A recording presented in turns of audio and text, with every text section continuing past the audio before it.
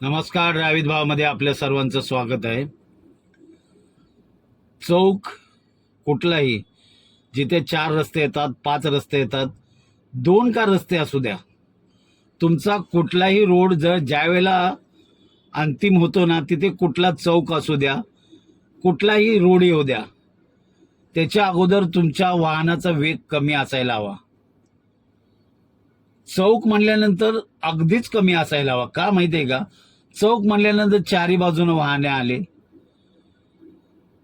2 रस्ते जरी मिळत असेल तरी दोन्ही बाजूने वाहन येणार. अक्षरशः फक्त 11 सेकंद. दोघांनी पण आपापले ब्रेक म्हणजे घेतलेच नाही. ट्रक तो इतकं मोठं अवजड वाहन आहे, तो सुद्धा सरळ निघाला, त्यांनी सुद्धा गाडीचा वेग कमी केला नाही. 2 व्हीलरवाला तर स्पीडनी झाला. म्हणजे दोघांनी आपल्या गाडीवर नियंत्रण नव्हतं. इथे सुद्धा असंच वाटलं की हा रोड आपल्याच मालकीचा आहे.